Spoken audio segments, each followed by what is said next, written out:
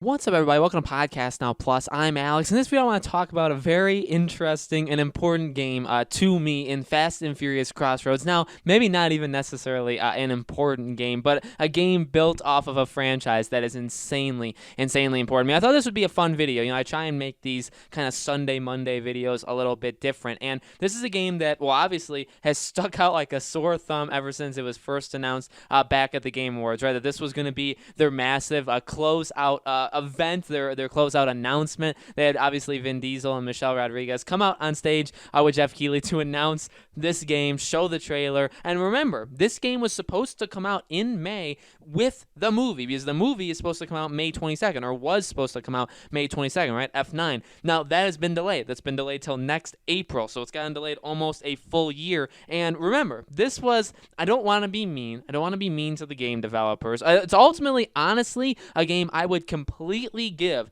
a full-on chance to, depending on price, depending on circumstances, really just all the way around. I would be interested in playing this. I truly would. But the game is a movie tie-in game. We've seen how movie tie-in games have worked over the past couple of years. For some reason, they've returned. They've returned with a vengeance, and they're worse than ever, really. Jumanji, Zombieland. And, okay, I think this game honestly looks a little bit better than those games. Like, I'd totally be willing to play this game more than those. But it looks like a PS2, level kind of game. Like, it looks like that is the system that it's been developed on. There's a lot of problems, right? And it's very clear that this game is just flat out a movie tie-in game. I talked about it even back when it was first announced that, well, maybe, and I do, again, I try to give the benefit of the doubt, and I don't want to say these guys are bad at their jobs. Ultimately, I truly think, and it is often the case with games like this, that they give it to a studio that's got very little experience, and they give them like less than a year to put it together. That's normally how movie tie-in games work. They don't have a lot of time, and they're not necessarily bad at their jobs, but they're not used to doing it. They're not like a big studio being given it, and that often leads to the products we get. Now, about a week ago, they had talked about that they are going to be announcing the release date for this game very soon. Like, over the next couple weeks, they're going to make a decision on the release date. I cannot see how this game won't be delayed. I truly think, because it's a movie tie-in game, but it's not literally Fast and Furious 9, right? It's not F9. So I actually don't even know where this is supposed to take place in the universe, but I just don't think it's a good time. Because I guess the whole point of a movie tie-in game too is you normally want to release it around the time of the movie, because ultimately, if the game really is bad, you can at least have the movie to help it out. That maybe you have people that don't really know about games or aren't into the game that can get fooled, right? Maybe you can get them. But if the game comes out a full year before the movie comes out, there's nothing protecting it. And in fact, even around the time that we're in now, yeah, May is a little bit dead in terms of games. In fact, there's really not many at all. But June, with The Last of Us Part 2, with SpongeBob, then you go into July with Ghost of Tsushima, even the new Paper Mario game, right? And you have Destroy All Humans. You're going to get, even starting in June, you get a lot of games. So is Fast and Furious really in the best position to be coming out right? I mean, unless it comes out unless they announce the release date and they say, hey, it comes out like next week, unless they do that, then I guess that would be somewhat okay. But again, there's nothing to hide it if it's bad, okay? And ultimately, they have to really look at it. And you know what? Another thing is, I get it. Again, I understand the point of these movie tie-in games. I get it. Is it the greatest morally acceptable thing? No, I don't actually think so. But again, you can't fault the developers for doing it. The question I would have is, okay, the movie comes out next year. It comes out in April. Do you delay this game almost a full year? And if you do, does that then make the game infinitely better than it would have been? Because say what you want, and by the way, I haven't even addressed this, say what you want about Fast and Furious. I know it's not a thing for everybody. It's very important to me. I get that it's not going to be important to everybody. I get that. And you're going to get that for the game too. In fact, you're going to get that on top of, again, it's a game made for 5 generations ago, all this kind of stuff. It's going to get some nasty hate. 100% it is. And on top of being a Fast and Furious product, right? Which again, I don't agree with that part. The other part, it depends on the game's quality. But the real question is, again, no matter how you feel about Fast and Furious, and honestly, no matter how you feel about movie tie-in games, if you give the game a whole nother year, can it really improve massively? I think it can.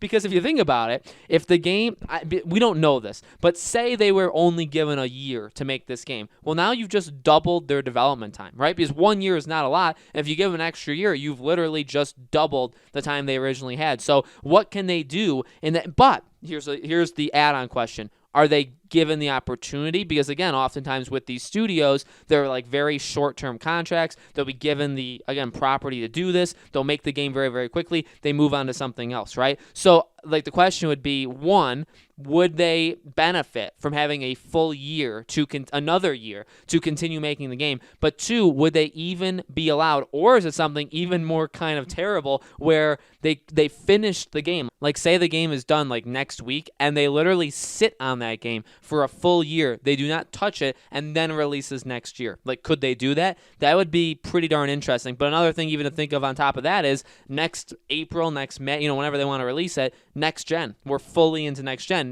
Can you have a game only be on the current gen? Because remember, this game was only supposed to release on current gen consoles because it comes out like right now. It's supposed to come out right around this time. So if you delay it like a full year, do you have to make next gen versions? Does that mean you have to increase? So I actually think the stage is kind of set for them to continue working on it. I think a delay is actually necessary at this point. I think it's something that needs to happen.